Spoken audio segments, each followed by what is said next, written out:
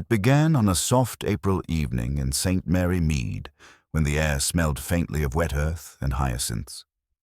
The village was slipping quietly toward dusk, smoke rising in thin blue threads from chimneys, when Mrs. Weatherby noticed the girl standing by the crossroads. A tall, slender figure in a pale blue dress, her suitcase resting beside her boots. She wasn't from the village, that much was clear.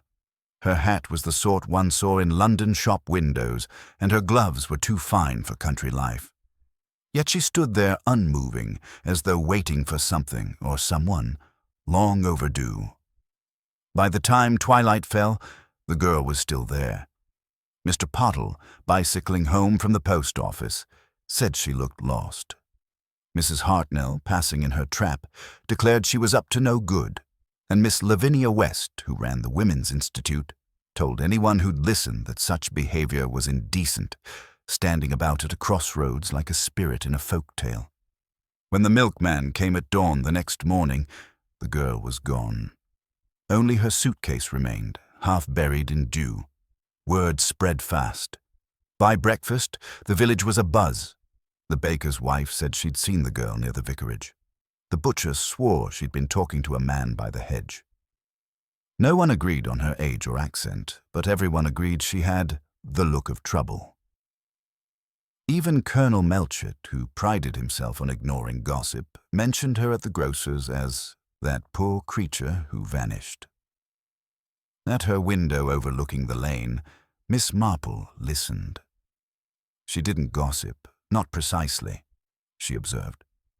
A girl vanishing in St. Mary Mead was no small matter, but what caught Miss Marple's attention was something smaller still. The girl's suitcase, left behind, had been labeled with a single name: Alice Harrow. A name, Miss Marple thought, that did not belong to anyone she'd ever heard of in the parish register.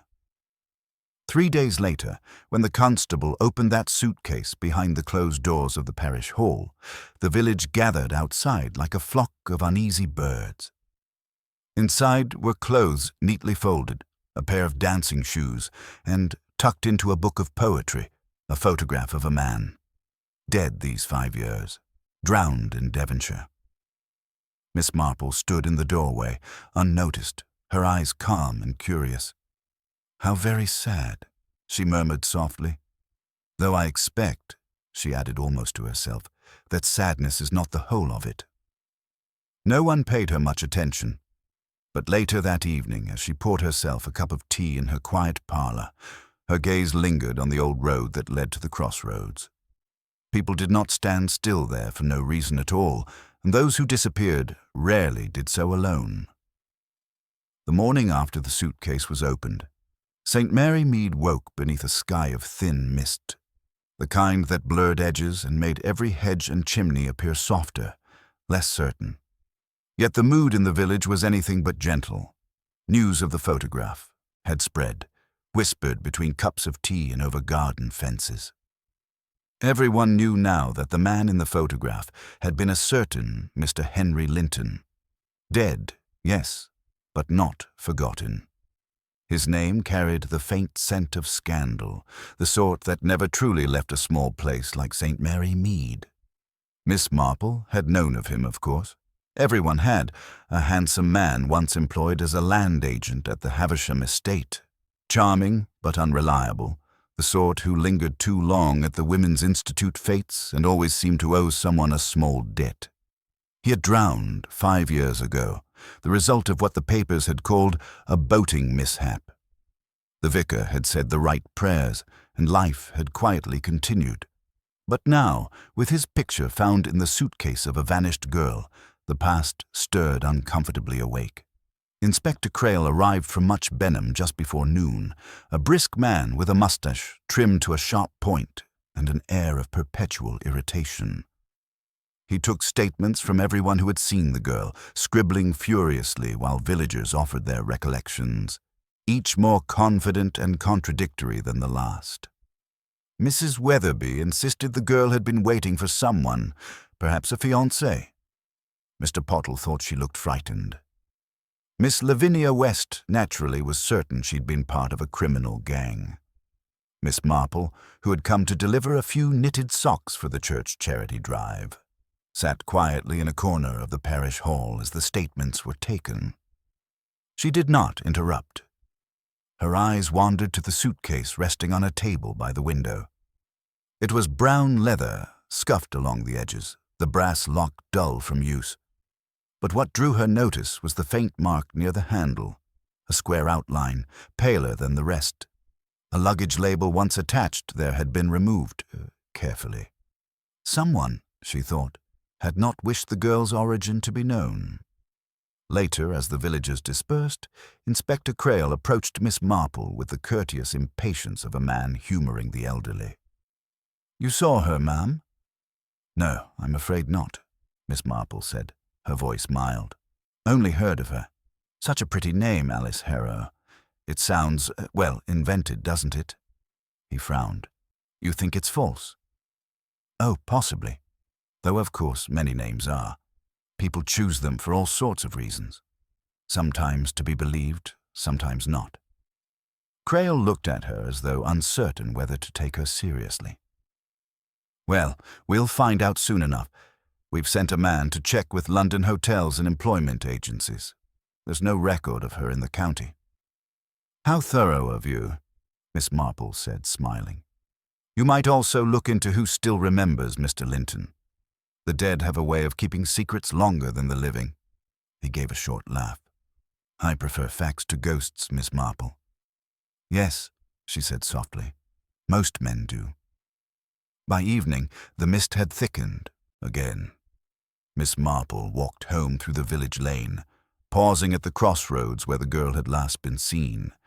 The air was heavy with damp, the hedgerows dark and dripping.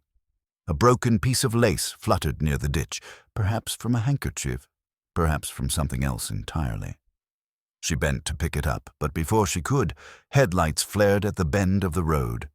A small motor car drew near, its driver slowing when he saw her.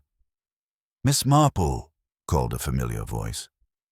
It was Leonard Graham, the new curate, his round face flushed from the cold. "You shouldn't be out alone in this fog." "I'm merely thinking, Mr. Graham," she replied gently. "It's quite safe here. The crossroads are only dangerous when one doesn't know which way to turn." He looked puzzled.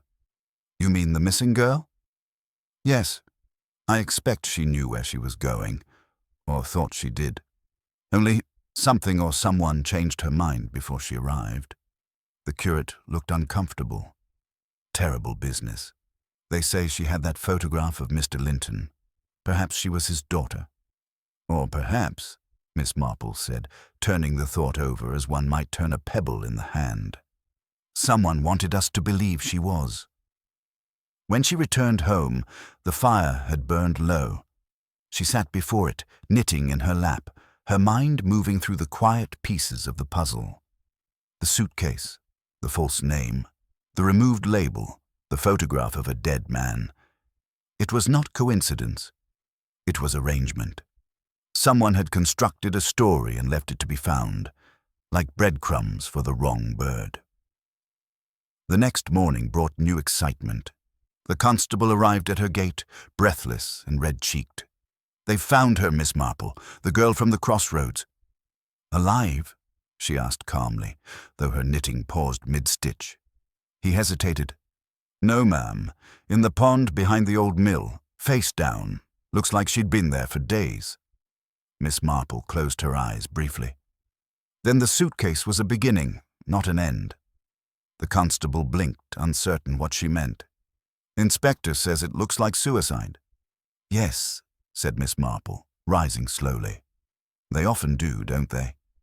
She fetched her shawl and hat, her expression grave but steady. "Tell Inspector Crail I'll come at once. There's something he should see. Something he may have already seen, only he doesn't yet know it." Outside, the mist had not lifted. It hung over the village like a breath held too long. Miss Marple locked her door, straightened her gloves, and set off down the lane toward the mill pond, her steps small but purposeful. Behind her, the bells of St. Mary's began to ring for morning service, soft and hollow in the fog, as though the village itself were warning her that the quiet days of peace were already gone. The mill pond lay still beneath the veil of morning fog, its surface broken only by the faint ripple of a waterbird taking flight. A small crowd had gathered at a distance, villagers drawn by the macabre pull of tragedy. They stood in a hush that was half curiosity, half guilt. The constable kept them back while Inspector Crail crouched by the water's edge, his boots sinking into the soft mud.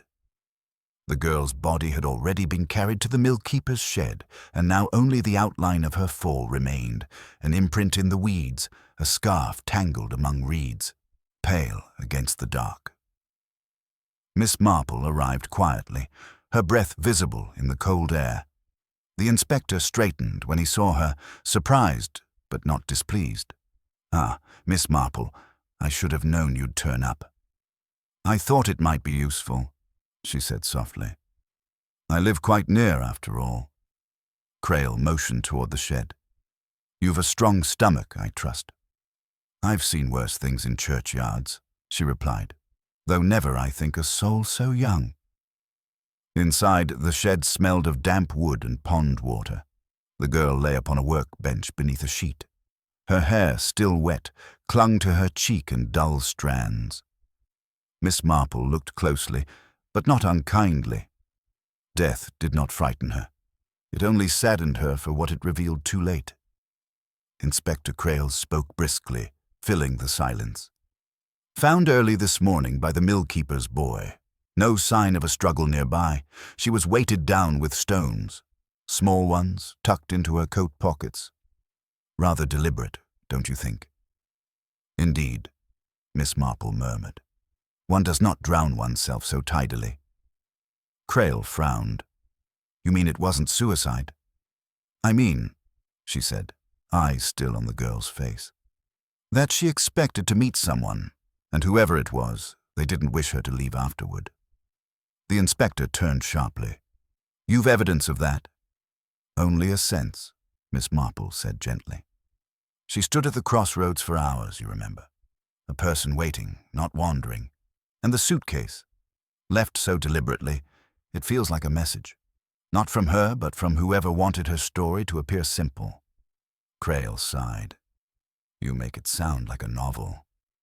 "Human nature always does," she replied, "though the endings are seldom tidy." He said nothing for a while. Outside, the low murmur of villagers carried faintly through the open door. At last, Crail cleared his throat.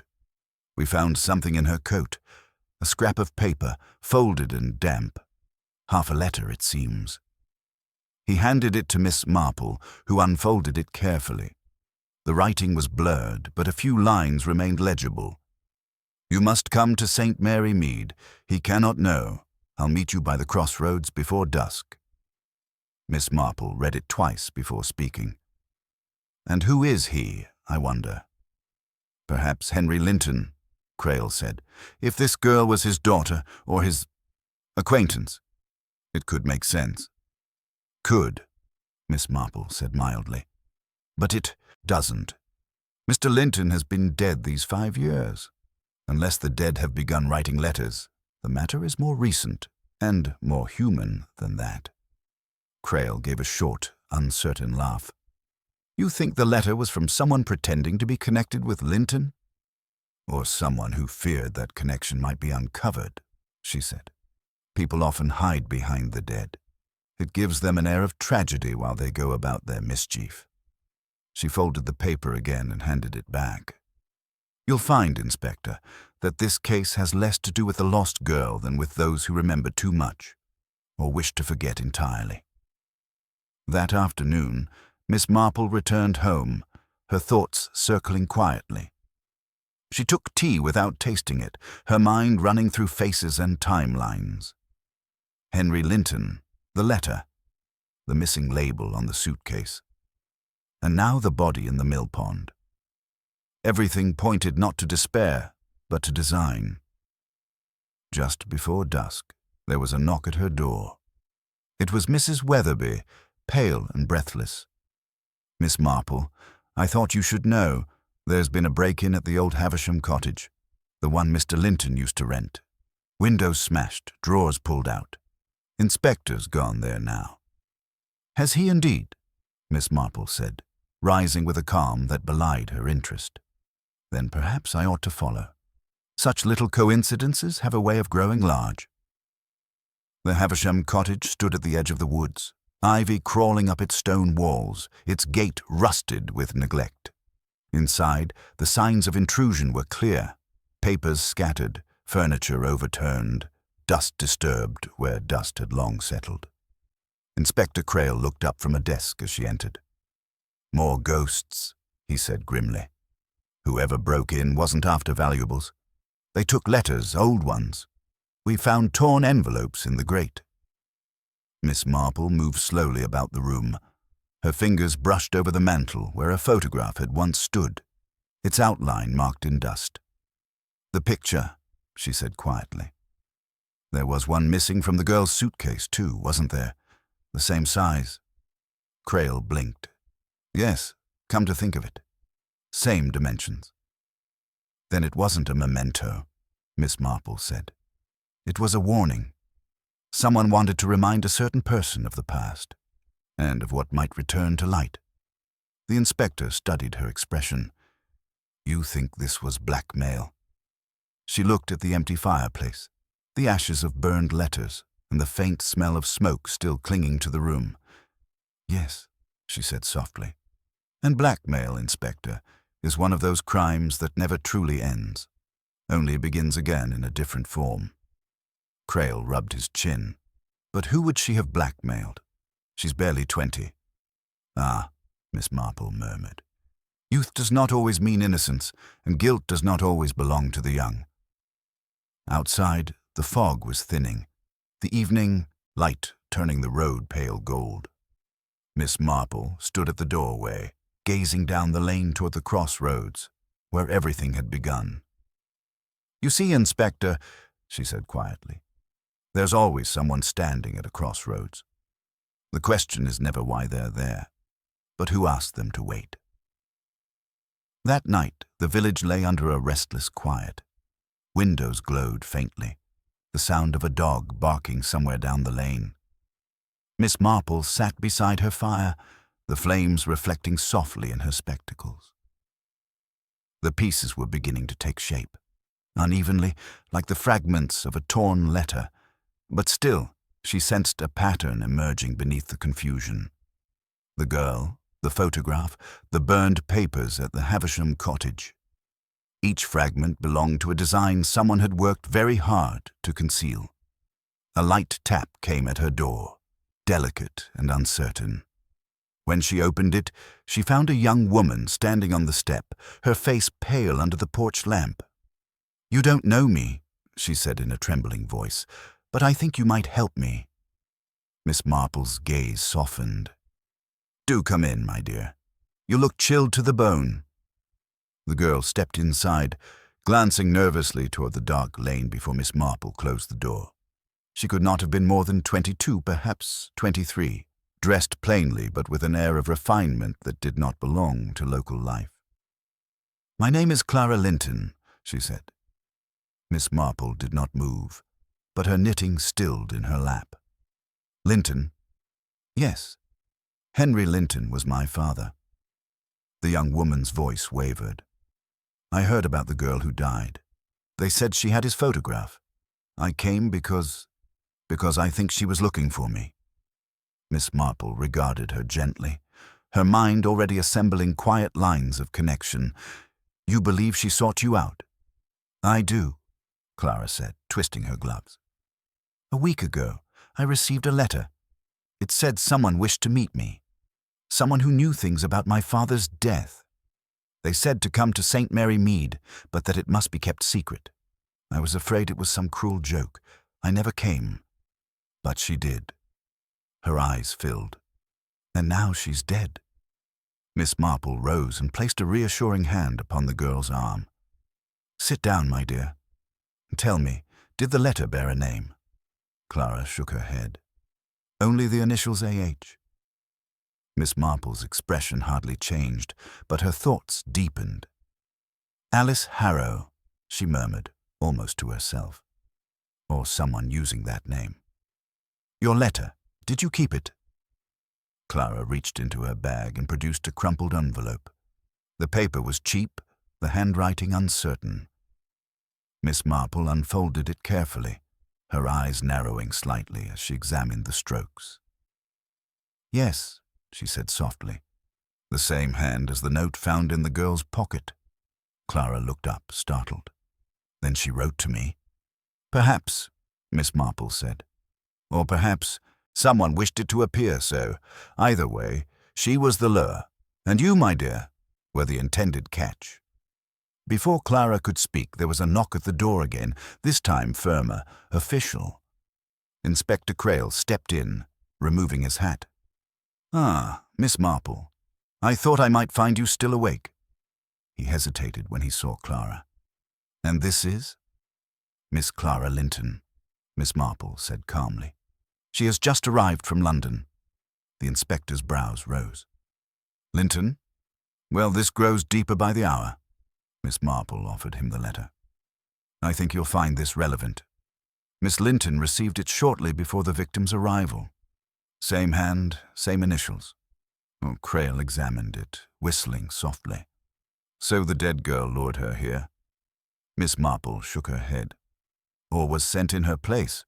You'll recall the missing label on the suitcase. Someone didn't wish her true identity to be known. She might have been promised something, money perhaps, or protection. And then, when her purpose was served, disposed of, Crail finished grimly. We'll have the handwriting examined. He glanced at Clara. You'll stay in the village tonight, Miss Linton. Safer that way. After he left, Clara sat staring into the fire. I can't bear to think someone used her like that. Miss Marple nodded. Yes, wickedness often hides behind pity. But tell me, child, did your father have enemies? Anyone who might profit from stirring his name again? Clara hesitated. He was well liked, mostly. But there was a quarrel before he died. A business deal gone wrong. I never knew the details, only that it involved a Mr. Giles Hartley, the solicitor from Much Benham. Father said he'd been cheated. Then the boating accident happened and, well, Mother never spoke of it again. Miss Marple's eyes glinted faintly in the firelight. Mr. Hartley. Yes, I believe he still practices, does he not? I think so. The next morning, Miss Marple took the early bus to Much Benham under the pretext of visiting her niece. But instead of the vicarage, she stopped outside Hartley and Coer's solicitors. Through the frosted glass, she could see Mr. Hartley himself, a stout man with careful hair and a nervous smile, speaking earnestly with Inspector Crail. Evidently, the inspector had had the same thought. When Crail emerged, Miss Marple caught his eye. I hope I'm not interrupting. He looked weary. You're always just in time, Miss Marple. Hartley admits knowing Henry Linton, though he swears their business ended amicably. But he looked ready to faint when I mentioned the name Alice Harrow. Miss Marple nodded thoughtfully. Guilt or fear often produces the same expression, but fear tends to act faster afterward. Indeed, that afternoon, a boy from the telegraph office was seen riding furiously toward the station, sent, as it turned out, with a message from Mr. Hartley himself. By evening, when Crail returned with a warrant to question him again, the solicitor was gone. His office empty, his house dark, his ledger drawer forced open. Miss Marple stood beside the inspector on the empty platform, watching the tracks disappear into the dusk. You see, Inspector, she said quietly, our missing man has told us what we needed to know. The dead girl was the warning he ignored, and now he runs from the living proof of his own secret. Crail stared down the rails, jaw set. You think he killed her? I think, Miss Marple said, her voice low, that he killed something long ago, and she was sent to make him remember. Whoever sent her knew exactly where to strike. The whistle of a distant train carried through the fog, thin and haunting. Miss Marple turned away first, her face unreadable. And when a man runs from memory, she murmured, the past has a way of catching him at the next stop. The following morning brought with it a biting wind that swept the mist clean from the hedgerows, leaving St. Mary Mead sharp-edged and brittle beneath a pale sky. Word of Giles Hartley's disappearance had spread like wildfire. The butcher swore he'd seen him take the early train to London, while Mrs. Weatherby insisted he'd gone north toward York, where all guilty men flee eventually. Inspector Crail, weary from chasing rumors, set up post in the police cottage with telegrams and maps strewn across his desk. But Miss Marple knew that men who vanish rarely run as far as they pretend to. She went about her morning quietly, her kettle whistling as she poured tea, the routine calm and deliberate. It was the stillness before the turning of something. She could feel it. She spent a long moment by her sitting-room window, watching the road that led past the Crossroads and toward the old mill. There was something unspoken still tethered there, like an unfinished sentence. By mid-morning, a knock came at her door once more. It was Clara Linton again, her face pale and strained, clutching a telegram. "Miss Marple, it's from Mr. Hartley," she said, her voice barely steady. "It came to my lodging an hour ago. Look, he wants to meet me. He says he can explain everything about my father and the girl." Miss Marple took the telegram and read it carefully. The message was brief and oddly formal. "Meet me alone at the Havisham cottage. Dusk. Matters of your father's estate. Urgent. G.H." "Did you tell anyone about this?" Miss Marple asked. "No, only you." "Good," said Miss Marple, folding the telegram neatly. "Then we'll both go, but not as he expects."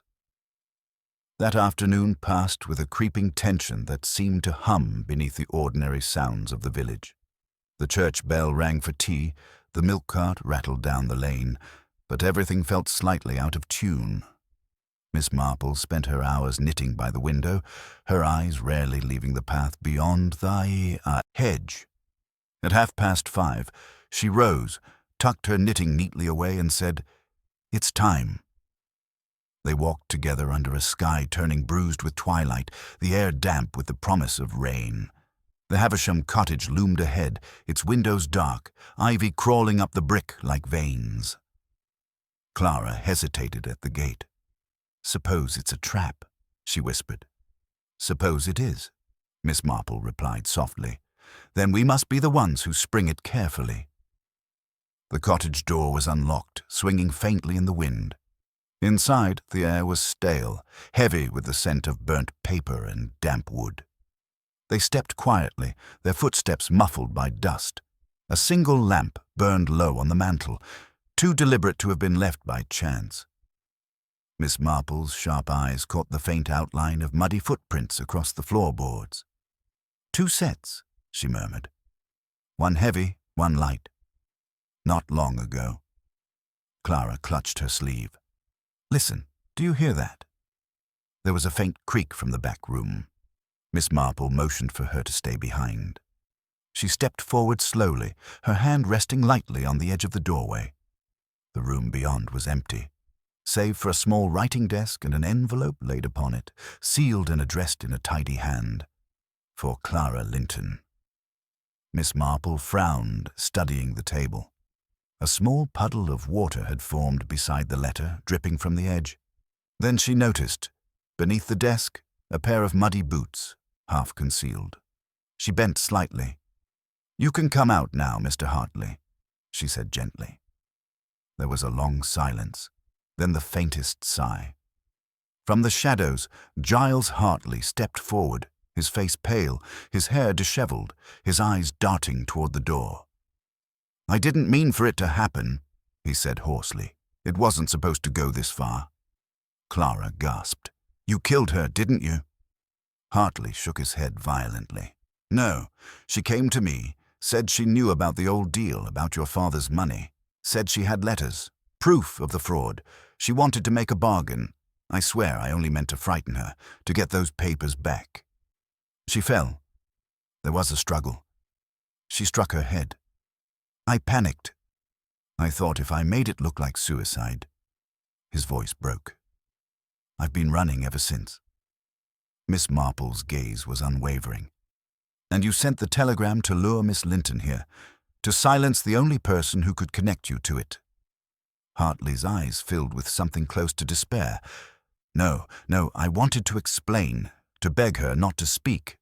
I've written everything down." He gestured to the letter on the desk. "It's all there." Before Miss Marple could reply, heavy footsteps echoed from the doorway. Inspector Crail stood there, revolver drawn. "I thought you might show your face again, Hartley. I followed the same telegram trail." Hartley sagged, the fight draining from him. "It's over then." "Yes," Miss Marple said softly, "though not quite as you believe." She moved toward the desk, picking up the letter.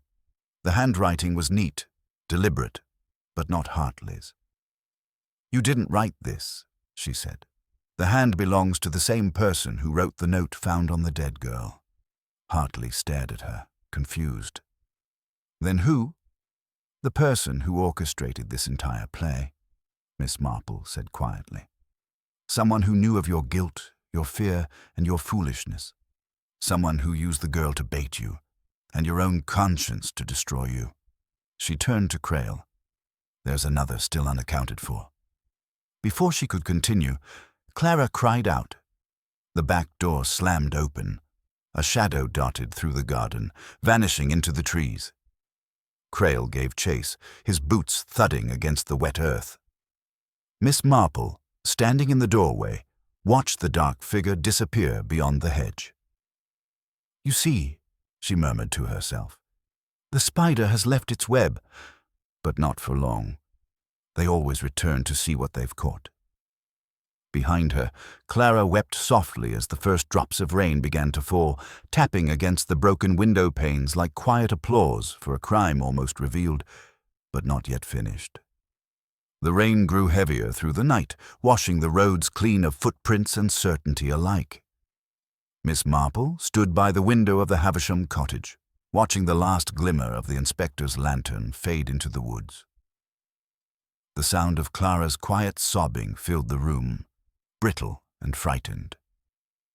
Miss Marple moved to her side and rested a hand on her shoulder, firm but kind. "Hush now, my dear. Grief is not the same as guilt, though it often feels just as heavy." Clara looked up through tearful eyes.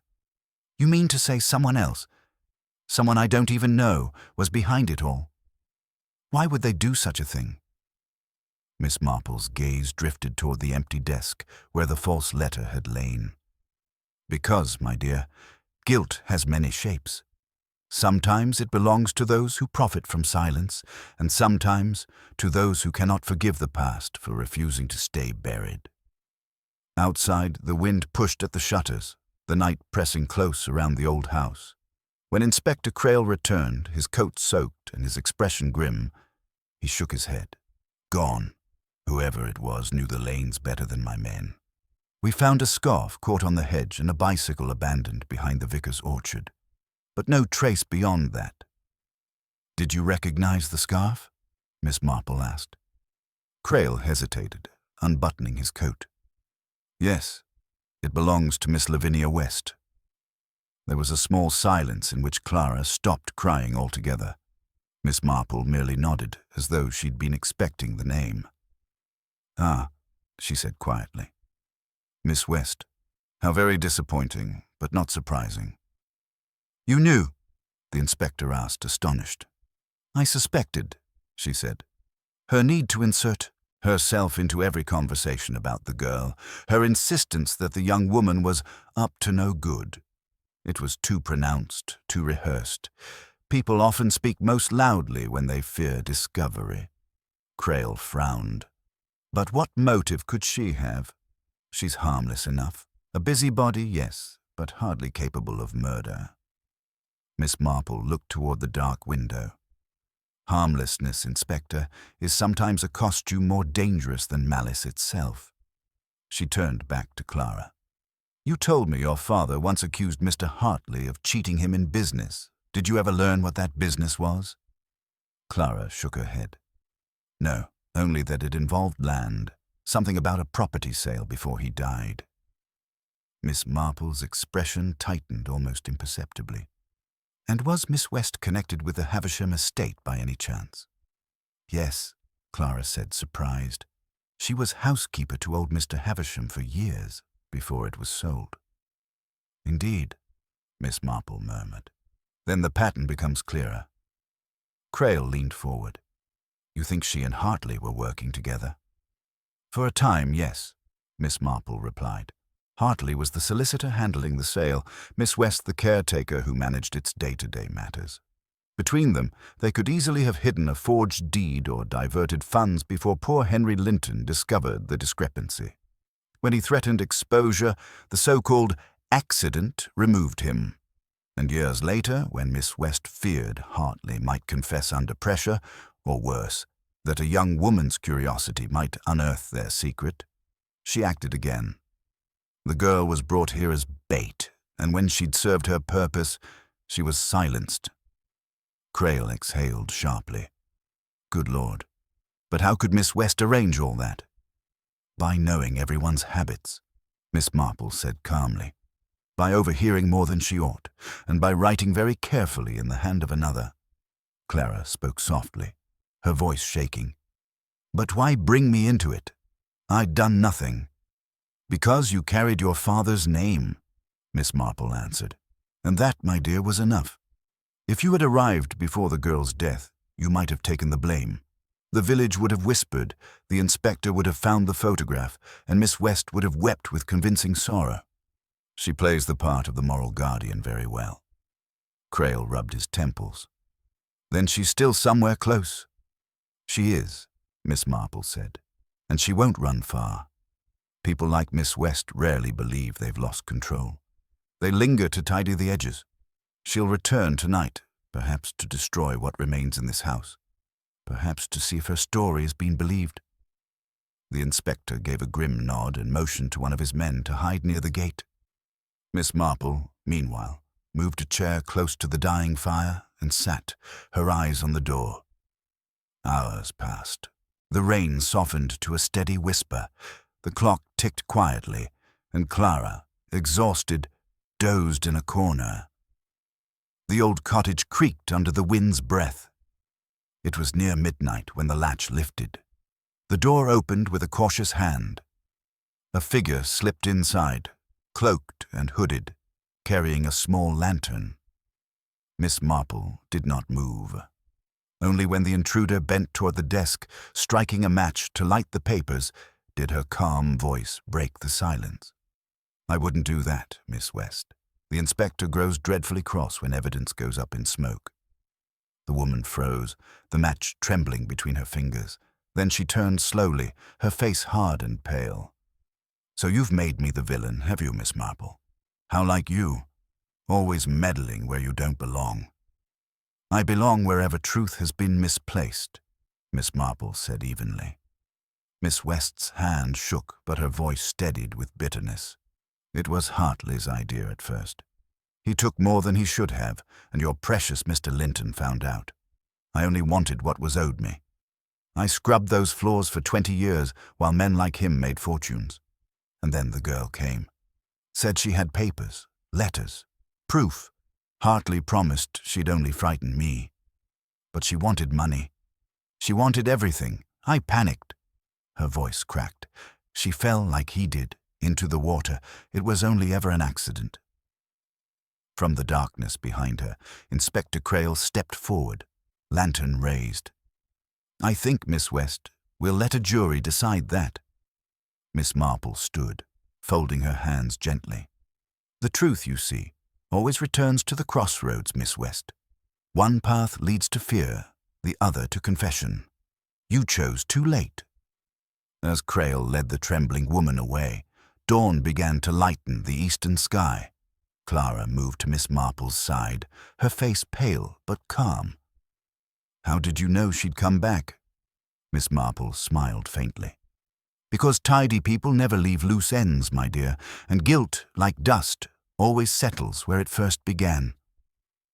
The wind quieted. Somewhere in the distance, a bird called as though announcing the end of a long, haunted night. Miss Marple looked out through the open door, her expression soft but grave. "Poor child," she murmured, thinking of the girl who had stood so patiently at the crossroads. She came seeking truth and found only those who feared it. But at least now she may rest. The first light touched the wet grass, and St. Mary Mead began to wake again, unaware that the night storm had washed more than rain from its streets. Morning light fell across St. Mary Mead in thin silver streaks, the kind that made the world look clean, though it was not. The rain had washed the village overnight, but gossip, like ivy, had already begun to grow again. Doors were opening, curtains twitching, and voices whispering the same name with renewed fascination. Miss Lavinia West. She had been taken away at dawn, wrapped in a police cloak, her expression half defiant, half shattered. And yet, for all the quiet satisfaction that came with justice, Miss Marple felt no triumph. There was still a thread left untied, something faint but persistent, tugging at her thoughts. She sat that morning by her hearth, pouring tea from her old blue pot, when Inspector Crail arrived. He looked tired, though his eyes carried the alertness of a man who had not yet allowed himself to rest. "It's over, Miss Marple," he began, dropping his hat onto the table. "She's confessed to most of it. Said Hartley planned the deception, that she helped him forge the deeds, and when the girl threatened to expose them, she struck out in fear. Case closed, I'd say." Miss Marple smiled faintly. "Fear rarely travels alone, Inspector. It's usually accompanied by something colder. Necessity, perhaps. Did she mention who sent the first letter?" Crail frowned. "She insists the girl wrote it herself." "And yet," Miss Marple said, stirring her tea, "Miss West did not know Clara's London address. Only the solicitor Hartley would have had that, and I doubt the dead girl knew Miss Linton's name at all." Crail's brow furrowed. "You think Hartley wrote the letter himself?" "I think," Miss Marple replied softly, "Hartley feared discovery more than punishment. His confession yesterday was born of exhaustion, not honesty. He said the girl threatened him, but he omitted the most telling detail. Who told her what to threaten with?" The inspector leaned forward. "You're suggesting a third hand?" "Precisely. Someone who knew both Hartley's guilt and Miss West's weakness. Someone who wanted their mutual downfall, but without dirtying their own hands." Crail sighed. "You're not making this easy, Miss Marple." "I never do," she said with a kind smile. "But I dare say you'll find the answer if you look into who benefited most from Henry Linton's death." "Benefit? That estate was sold, and the money long spent." "Ah, but the land, Inspector. The land remains. Who owns the Havisham property now?" Crail paused. "It was bought cheaply after the sale, through a private agent. I believe the deeds were later transferred to someone local." He frowned. "Wait, the new owner is Mr. Archibald Weatherby, Mrs. Weatherby's husband. Runs the dairy, rather successful now. Bought the property for almost nothing." Miss Marple set her cup down, her expression serene though her eyes shone with quiet satisfaction. "Yes, I think we should pay a call on the Weatherbys." They found Mrs. Weatherby in her kitchen, rolling pastry with the air of a woman who prided herself on appearances. Her husband, however, was nowhere to be seen. When Inspector Crail mentioned his name, she smiled too quickly. "Archie's gone to the market in much Benham. Milk contracts, you know." "Of course," said Miss Marple, politely. "A pity he's not here. I'd hoped to ask about his property holdings. Such a clever purchase. That old Havisham cottage." Mrs. Weatherby's rolling pin slowed, the dough sticking slightly beneath her hands. "Was it? I wouldn't know about such matters. My husband handles all the business." "Yes, I'm sure he does," Miss Marple said mildly. "Though I imagine you remember the sale papers coming through.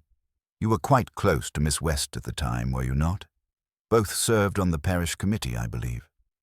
The woman's colour drained a little. "I hardly knew her." Miss Marple's voice remained light. "Oh, but you did. You even sponsored her niece for the Women's Institute Fair last summer. It's odd, really, How you managed to help her when Miss West never mentioned having any relatives left at all. There was a silence, sharp and thin as a blade. Crail shifted his weight. Is there something you'd like to tell us, Mrs. Weatherby? She swallowed, hands trembling slightly over the pastry. No, nothing at all. Miss Marple's eyes, calm and relentless, rested on her face. You wrote the letter, didn't you? You used Miss West's name to draw the girl here. You knew Hartley's fraud had made your husband rich, and you feared he'd be exposed if the truth came out. The girl was meant to frighten Hartley into silence, but Miss West, already half consumed by guilt, acted first. Mrs. Weatherby said nothing. Her lips parted, but no sound came. Outside, a cart rumbled past, the faint creak of wheels filling the stillness. Crail stepped forward. Where's your husband now? Her hands fell to her sides. He left before dawn, she whispered. Said he couldn't stay after what happened. Said it would all come out anyway. Miss Marple sighed softly. Then he's gone to the same place Hartley once fled, a railway, a false hope, and an ending that never works out as planned. By evening, word reached them from the Much Benham station. Archibald Weatherby had been found dead on the tracks.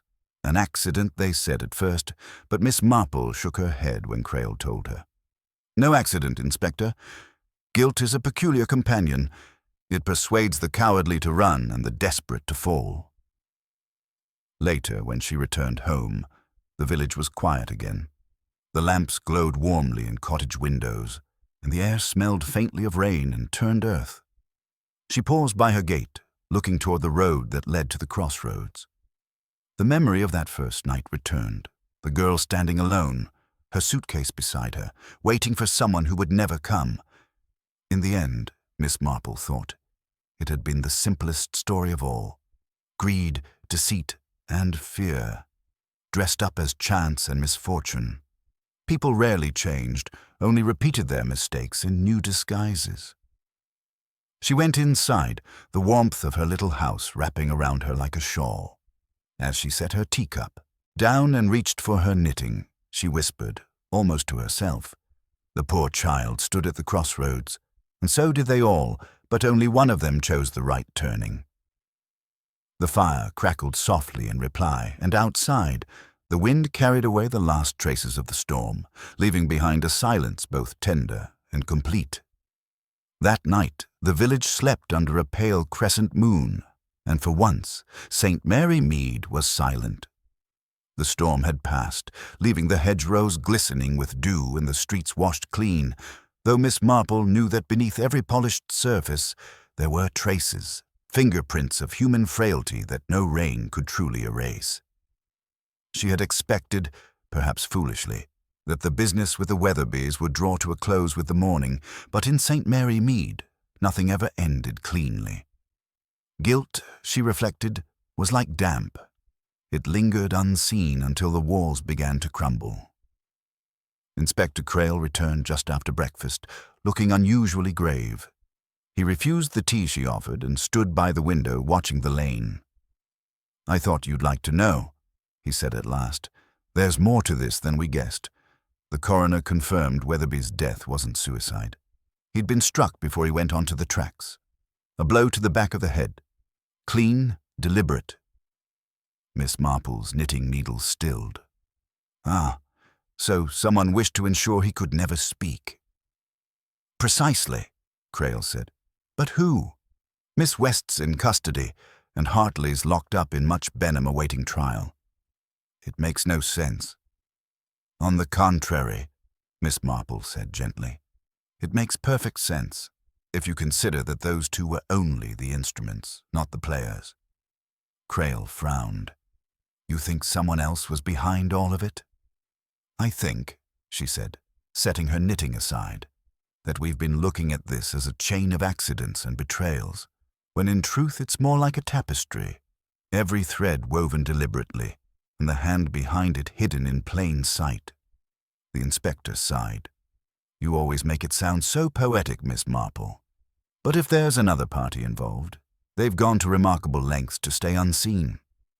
"Yes," she murmured, And yet the longer one hides, the more the pattern shows through the cloth. Tell me, what became of Mrs. Weatherby? She's gone to stay with a cousin in Bath. Seemed relieved to be leaving the village. Can't say I blame her. Miss Marple's eyes softened. No, she'll not sleep well there either. She knows the truth even if she cannot admit it. And yet there's something else. Tell me, Inspector, when they searched her home, did they find anything unusual among her papers? Crail hesitated, as if reluctant to answer. Only one thing. A bank ledger. Odd little transactions, small amounts sent regularly to someone under the name A. Harrow. Postmarked from London. Miss Marple's brows lifted. Then the girl was known to her after all. Yes, but the records go back months, long before the girl ever came here. Miss Marple rose slowly, walking toward the window where the morning light fell across the lace curtains. Then our poor girl was not a stranger at all. She was already entangled in the net. The inspector looked bewildered. But why would Mrs. Weatherby pay her? To keep her quiet, perhaps, or to make use of her. Miss Marple turned back, her tone thoughtful. Do you recall the photograph found in the suitcase? Henry Linton's face, smiling, the river behind him. But there was something else, something faint in the corner. A blurred figure standing by the boat. Crail's eyes widened. You think that was Mrs. Weatherby? I think, Miss Marple said softly, that before she was Mrs. Weatherby, she was a young woman named Alice Harrow. The same name on that suitcase label, reused by the girl she employed, perhaps a servant, perhaps a child from one of her charities. A convenient double. One who could be sent to the village under a name that would stir old memories and yet lead suspicion nowhere. The inspector swore under his breath. So she used the girl's name, her own former name, to bait Hartley and West. Yes, and when the girl hesitated, when she grew frightened, Mrs. Weatherby saw the only way to preserve herself. She let Miss West believe the girl threatened her, knowing full well that guilt would do the rest. Crail rubbed his jaw, the weight of the revelation settling heavily. So the girl was never blackmailing anyone. She was being used as a message. Precisely. And when the message had been delivered, she was discarded. They were silent for a long time. The clock ticked steadily, a small, ordinary sound in the room's heavy air. At last, Miss Marple spoke again, her voice quiet but firm. You'll need to telegraph Bath, Inspector. Ask them to hold Mrs. Weatherby before she slips away, but I expect you'll find she's already gone.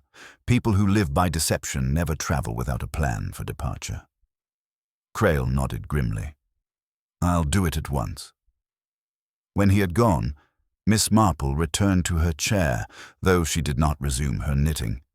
Instead, she gazed into the fire, her thoughts wandering through the years like threads in that unseen tapestry she had mentioned. The girl's face came back to her, the lost expression, the patient stillness at the crossroads. She had waited not for rescue, but for permission to disappear. Later that evening, as dusk settled and the air turned cold again, a telegram arrived. Crail's handwriting was hurried but legible. Bath police confirm. Mrs. Weatherby left 2 days ago. Passenger matching description boarded ship to Calais. Left behind letter addressed to you. Forwarding immediately. Miss Marple folded the telegram without expression, though her eyes grew distant.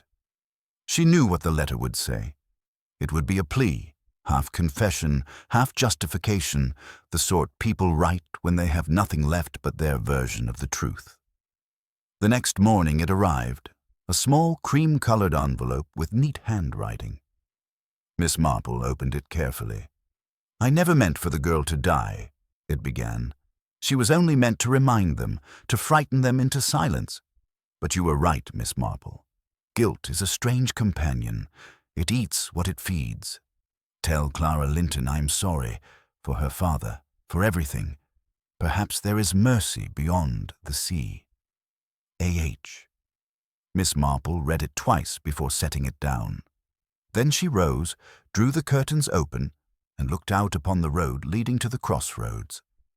The air was clear, the morning birds awake. Somewhere in the distance, a train whistle sounded, long and thin, a sound of departure and perhaps of ending. But Miss Marple, wise in the patterns of human nature, knew that such endings were rarely true. In every village, in every quiet life, there were always new crossroads waiting, new secrets folded neatly beneath ordinary days. And so she turned back to her fire, poured her tea, and began to knit again, the soft rhythm of the needles filling the silence that followed justice's slow and gentle arrival. The following days brought a curious stillness to St. Mary Mead, as though the village itself were holding its breath. The scandal had travelled quickly, of course. Within 48 hours, every teacup in the parish had been filled and refilled with fresh speculation. But beneath the gossip, there was unease, a sense that something unfinished still lingered in the air. Inspector Crail came twice more to see Miss Marple, each time looking more worn, as though the matter weighed heavier with each passing day. The fugitive Mrs. Weatherby remained unaccounted for. No trace of her beyond the channel, no confirmed sightings. It was as though she had vanished, swallowed by the grey edges of the world. On the third morning, Miss Marple awoke early to the cry of the postman's bicycle bell. A single envelope lay on her mat, stamped from Dieppe and addressed in the same careful hand as before. She stood for a long moment before opening it, her instincts warning her of what such letters usually contained. The last sigh of a guilty soul. Inside was a single sheet, written neatly but hurriedly, the ink smudged in places as if from trembling fingers. "Dear Miss Marple," it began, "I have gone farther than France by now. There is no safety for me anywhere but among strangers. I see now that confession cannot buy peace when one has stolen too much from the living. I will not ask forgiveness, but I must tell you there was one more letter, one you have not seen. It lies hidden in the Havisham cottage, under the loose board by the hearth. If you wish to know the whole of it, you must read what I could not bear to destroy." Miss Marple folded the paper carefully, her lips tightening slightly. She did not hurry. There was never use in that, but by mid-morning she was walking the familiar path to the Havisham cottage. The lane was quiet, except for the cawing of crows in the trees, and the cottage itself stood grey and still, a relic of too many sins. The inspector had left the place sealed, but a woman of Miss Marple's age and appearance rarely drew suspicion. The constable posted nearby lifted the cordon for her with a nod, muttering, "It's all yours, ma'am, though there's naught left but dust." Inside, the air smelled of old smoke and mildew. Miss Marple moved slowly, her steps soft on the worn floorboards. The fireplace still held the faint scent of burned paper, and she knelt before it, tapping gently along the boards with her knitting needle until she heard a hollow sound. The plank lifted easily. Beneath it lay a thin parcel tied with fading string. She carried it to the table by the window and untied it with careful fingers. Inside were 3 letters, yellowed and fragile, and a photograph folded in half. The letters were written in Henry Linton's hand, clear, deliberate, the script of a man unafraid of his own conscience. The first was addressed to Giles Hartley, accusing him of fraud and deception in the estate sale. The second to Miss Lavinia West, begging her to come forward with what she knew before further wrong was done. And the third, shorter, darker, was addressed to "My dearest Alice." Miss Marple read it twice, each word drawing her deeper into the quiet tragedy. "If anything happens to me," it said, "remember that truth is never safely buried. I did what I must to protect you, but they will not forgive you once they know. Leave this place. Begin again under another name." The letter ended with his signature, Henry, and the date, written the day before his supposed drowning. So, thought Miss Marple, the past had been built upon another deception. Henry Linton's death had not merely been an accident or even a consequence of greed. It had been an act of concealment by the very woman who now fled under the weight of her own unfinished sins. As she replaced the letters, a shadow darkened the doorway. "You found it, didn't you?" said a quiet voice. Miss Marple turned. Clara Linton stood there, pale and trembling, her eyes wide with something like terror. "I couldn't stay away," she said faintly. "The inspector told me about her letter. I needed to see for myself." Miss Marple rose slowly. "Then I'm afraid, my dear, you'll see what few children ever should, that their parents' virtues and their vices often share the same heart." Clara took the photograph from the table and opened it. It showed her father, smiling on the riverbank, and beside him, unmistakably, a young Alice Harrow, her arm looped through his. Her face was radiant, full of life. "She loved him," Clara whispered. "She loved my father." "Yes," said Miss Marple softly, and he, in turn, tried to shield her from what followed. But love can be a dangerous disguise when paired with fear. When the truth came too close, she let the river take him instead. Clara's hand trembled. "You mean she—" "I mean," Miss Marple said gently, "that your father's death gave her a new beginning, a new name, a new life as Mrs. Weatherby. And when the past returned, she did what guilty people always do. She tried to silence it. But the past is very patient, my dear. It waits." Tears filled Clara's eyes, and she turned toward the window, where the sunlight broke faintly through the trees. "So it's finished," she said. "She's gone, and the truth is buried again." Miss Marple shook her head. "Not buried, simply laid to rest. There is a difference." They stood in silence for a while. Outside, the crows rose suddenly from the field, their wings slicing through the pale air. Miss Marple placed a hand on Clara's arm, her voice steady but kind. "You must go back to London now. There's nothing more for you here. Let the dead keep their peace and the living learn from their silence." Clara nodded, her face pale but resolute. She folded the letters, leaving them with Miss Marple, and stepped out into the light. When she had gone, Miss Marple remained by the hearth, the faint smell of ash and damp rising around her. She looked once more at the photograph, then slipped it gently back into the envelope. The case, she knew, had ended long before the first body was found. It had ended the night Henry Linton's heart had broken on that riverbank. As she closed the door behind her and walked down the lane, the village seemed to breathe again. The same hedges, the same cottages, the same quiet gossip waiting to bloom anew. But for Miss Marple, the air carried something else, an understanding as old as the village itself. Every heart hid its crossroads. Some waited there too long, and some, like the girl who had stood there at dusk, had only ever wanted to be seen before they vanished. The following morning arrived pale and windless, the kind of morning that left St. Mary Mead wrapped in an uneasy calm. The air was heavy, as though the village itself were reluctant to move forward, unwilling to believe that the long tangle of secrets had truly unraveled. Yet Miss Marple knew better. Evil rarely departed quietly. It left echoes, faint but insistent, that clung to the edges of things. A name mentioned in passing, a shadow on a path, a memory that refused to fade. She sat by her sitting-room window with her knitting untouched beside her. Outside, the lane gleamed faintly with last night's dew. The milk cart clattered past, the driver whistling as though to fill the silence that hung over the village. Miss Marple's mind, however, was not at peace. The letters she had found at the cottage lay neatly folded on her writing desk, but their words had unsettled her more than she wished to admit. There had been 3 signatures, yes, but the final letter had not ended with Henry Linton's name alone. Beneath his familiar hand, another had signed her initials, A.H. Alice Harrow.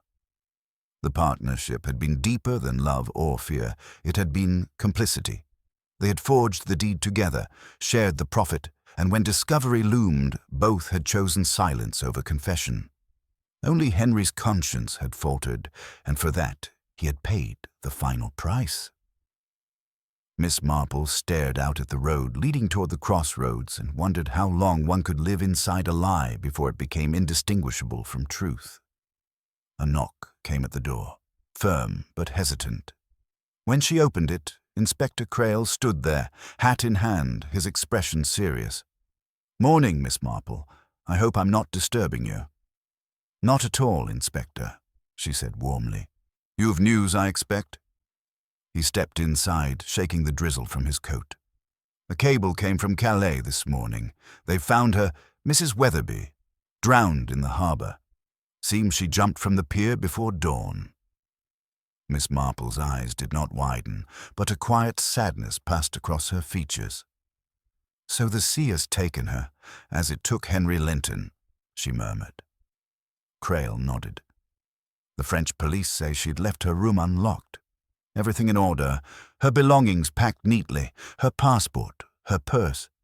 Except for one thing. A photograph of Linton and herself. Gone." Miss Marple folded her hands in her lap. "Even the guilty cling to what little remains of tenderness, Inspector. It's the one thing they never can destroy." Crail sat heavily in the armchair across from her. "You were right from the beginning. About her, about the letters, all of it. Still, I can't help but wonder if any of it was worth the deaths it brought. The girl, Hartley's ruin, West in prison, and now this. It's a bitter ending." Miss Marple looked at him kindly. "There are no sweet endings, Inspector. Only truth, and it seldom arrives without sorrow. Yet without it, sorrow festers into something far worse." He sighed, running a hand through his hair. "You know, I'm not sure the village will ever look at you the same again. They'll say you had a hand in it, that you see too much." Miss Marple smiled faintly. "Let them. It comforts people to think they could have seen what they chose to ignore, but they never do, and they never will. That, my dear Inspector, is what makes villages like this so peaceful and so dangerous." Crail gave a small, rueful laugh and rose to leave. "You've a remarkable way of seeing the world, Miss Marple. I hope I never end up one of your puzzles." She chuckled softly. "You'd be surprised how ordinary most puzzles are, Inspector. Only the human heart makes them complicated." When he had gone, the house seemed to exhale. The kettle whistled, gently, and the clock ticked on with unbothered precision. Miss Marple poured herself a fresh cup of tea, but her thoughts lingered still on the girl, poor, nameless, voiceless, whose body had begun this long unspooling of deceit. It was strange, she thought, how every tragedy began with something small, a choice not to speak, a lie told in kindness, a letter sent in fear. And yet those small things gathered weight, rolling downhill until they crushed everything in their path. By afternoon, the sun had broken through the mist, casting a pale warmth over the village green. Miss Marple took her usual walk toward the churchyard, her steps slow but steady. The grass glistened with moisture, and the air smelled faintly of lilac and wet stone. She stopped near the old stone wall that bordered the vicarage garden. From there, she could see the distant line of the Crossroads, the place where it had all begun. A small wooden cross had been placed there now, simple and unmarked, save for a sprig of white heather tied with twine. Someone had thought to remember the girl, perhaps Clara, before she left. Miss Marple paused beside it, her gloved hand resting lightly on the stone. "You waited faithfully," she whispered. "And though none came for you, your standing there changed everything." She stood for a long while before turning back toward the village. The evening bells were beginning to sound, their notes drifting softly through the air. Life, as it always did, was returning to its rhythm. The butcher closing his shop, the children calling to one another down the lanes, the vicar lighting his study lamp. St. Mary Mead was a village that forgot swiftly and forgave slowly, but Miss Marple knew it would not forget entirely. Not this time. As she reached her gate, she noticed a small parcel resting by her doorstep. Inside was a single photograph, the one missing from Mrs. Weatherby's belongings. The image showed the same riverbank, the same boat, but this time it was only the girl. Alice Harrow's double, her successor, her final shadow. On the back in faint pencil was written, "For Miss Marple. Thank you for seeing what others chose not to." She held the photograph for a long moment, the corners trembling slightly between her fingers. Then she smiled, a quiet, knowing smile that reached her eyes. She slipped the photograph into her drawer beside the letters, where memory and truth could rest together. Outside, the sun dipped below the horizon, turning the roofs of St. Mary Mead to gold. Miss Marple sat once more by her fire, her knitting in hand, the needles moving in steady rhythm. The flames danced softly in the grate, and for the first time in many weeks she felt the rare comfort of stillness. Not triumph, not satisfaction, but peace, earned through sorrow and silence alike. Somewhere beyond the village, the river murmured on, carrying its secrets gently out to sea. Evening descended upon St. Mary Mead like a sigh. The lamps flickered on one by one, their faint halos glowing in the damp air, and from somewhere down the lane came the soft clatter of a kettle being set to boil. Miss Marple sat by her window, the photograph resting on her lap, her knitting untouched beside her. Outside, the world appeared calm again. Too calm, perhaps. The village had resumed its rhythm, but she could not shake the faint sensation that something was unfinished, like a melody left unresolved. The photograph troubled her. The message written upon it was peculiar, not merely a gesture of gratitude. It was too carefully worded, too deliberate in tone. Thank you for seeing what others chose not to. That final clause, chose not to, struck her as a warning, not a farewell. The next morning, her suspicion found shape in the form of a visitor. The knock came early, hesitant yet persistent. When she opened the door, she found Clara Linton standing there once more, travel cloak drawn tight around her shoulders, her face pale with something beyond weariness. "I'm sorry to intrude again, Miss Marple," she said quickly. "I was meant to leave for London, but I couldn't. Something's been bothering me." Miss Marple ushered her inside with quiet efficiency, as one might a stray bird too delicate to frighten. "Then it's just as well you came back, my dear. Sit and tell me what you've remembered." Clara hesitated, twisting her gloves in her lap. "It's about my father's things. After the inquest, I went through a few of the old boxes Mother had stored in London. I found letters from a man named Ernest Redding. He was Father's business partner before Mr. Hartley took over the estate matters. At first they're friendly, but then the tone changes. He accuses Father of betrayal, of having taken Alice's side. And then the letters stop altogether, dated just a week before Father died." Miss Marple's eyes narrowed slightly. "Ernest Redding, I recall the name. An accountant from Much Benham, I believe. Retired rather suddenly a few years back." Clara nodded. "Yes, but here's the odd thing. I went to his address yesterday to ask if he remembered anything. The housekeeper said he'd gone away. To visit family, she said. But she seemed frightened when I mentioned my father's name." Miss Marple set her teacup down carefully. "Frightened, you say? That's never a good sign in such matters. And these letters, did you bring them?" Clara reached into her bag and handed over a small bundle tied with ribbon. The paper smelled faintly of dust and old ink. Miss Marple read them in silence, her expression growing tighter with each page. The early letters were indeed cordial, full of polite references to accounts and property shares. But the later ones turned sour, hinting at betrayal and silence, and one, in particular, caught her eye. "She'll ruin us all," it read. "You think you can keep her secret, but she's already promised to take one of you with her. She's not who you believe." Miss Marple looked up slowly. He knew her then. Alice, or whatever name she wore at the time. "Yes," Clara said. Do you think Do you think he might have helped her or harmed her? Miss Marple's gaze drifted toward the window. Neither, perhaps, but I suspect he profited from her. Guilt is a very tradable commodity, my dear. Some buy forgiveness with it, others wealth. By afternoon, Inspector Crail had joined them. The letters lay spread out across Miss Marple's table like pieces of a jigsaw puzzle, the sunlight from the window catching the faded ink. He skimmed through them quickly, his frown deepening.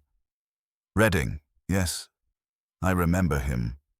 His firm managed several estate accounts in the county. If he's involved, we'll need to find him. Miss Marple shook her head gently. No, Inspector, I think you'll find he'll come to us first. Men who hold secrets always do when they sense the tide turning.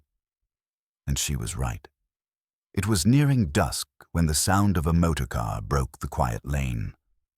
A dark saloon drew up at her gate, and a man stepped out. Tall, silver-haired, his face drawn tight with the stiffness of self-control. Ernest Redding, unmistakably. He hesitated before knocking, as though crossing some invisible line. Crail opened the door himself. "Mr. Redding," he said evenly, "we were about to come looking for you." Redding's eyes flickered toward Miss Marple. "I thought as much. May I?" He entered, removing his hat with precise politeness. His gaze fell briefly on Clara, and something unreadable passed between them, recognition, perhaps, or shame. "I won't waste your time," he said. "Yes, I knew Alice Harrow. Years ago, before she was Mrs. Weatherby. She was clever, ambitious. She came to me when the Linton affair began to unravel, said she wanted to put things right. But what she wanted was leverage. Money. She had copies of the false deeds. I paid her to keep quiet." "And when the girl appeared in her name?" Miss Marple asked softly. Redding hesitated. "I thought it was Alice herself at first. The resemblance was uncanny. Then I realized she'd sent the girl to frighten me, to remind me of what I owed. I met her once, secretly, at the Crossroads. She said someone would come for the letters. She seemed terrified. The next day I heard she was dead." Clara's breath caught. "So you were there that night?" Redding's jaw tightened. "I was, but I didn't harm her. I swear it, I left her alive." Miss Marple studied him quietly.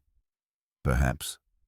But you watched her go to her death, Mr. Redding, which is only another kind of killing."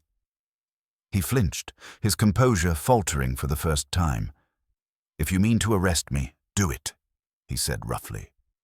Crail shook his head. "Not tonight, but you'll give a full statement." When he had gone, the night closed in again, pressing softly against the windows. Clara stood by the fire, staring into the flames. "He could have saved her," she whispered. "All of them could have." Miss Marple rose, her expression unreadable. "Yes, and that, my dear, is the tragedy of such stories. They are not about murderers, but about those who choose to look away." Outside, the wind rose, stirring the leaves along the lane. The crossroads stood empty once more, but in Miss Marple's mind, she could still see the girl standing there, alone, waiting, holding the weight of secrets that belonged to everyone but herself. Morning came quietly to St. Mary Mead, the kind of morning that seemed to promise forgiveness without ever quite delivering it. The mist lingered low over the fields, softening the edges of hedgerows and rooftops, and in that gentle light the village looked innocent again, as if it had never held within it deceit, betrayal, or death. Yet Miss Marple, looking out from her parlor window, knew better. Innocence was not the absence of guilt, it was the art of forgetting it. The case was finished in the formal sense. Ernest Redding had confessed enough to satisfy the Crown, though his words had been more self-preserving than repentant. He claimed ignorance of the girl's death, insisted he had only paid Alice Harrow to keep his own accounts from scrutiny. Inspector Crail, tired and pragmatic, had accepted the limits of justice.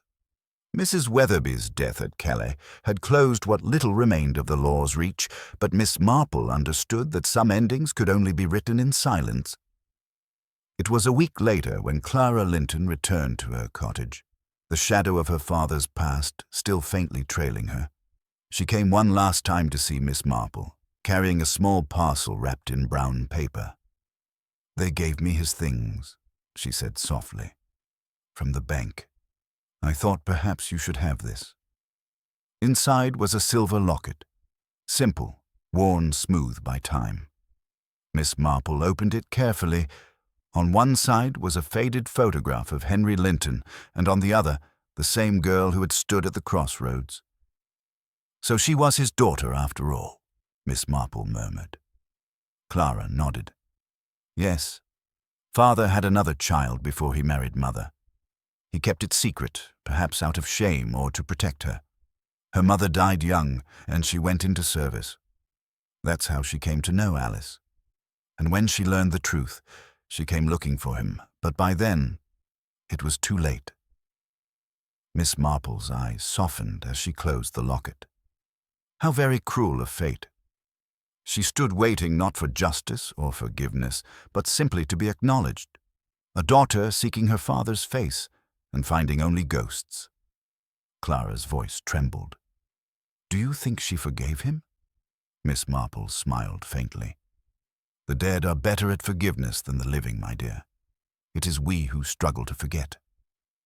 They sat in quiet companionship for a while, the ticking of the clock filling the room.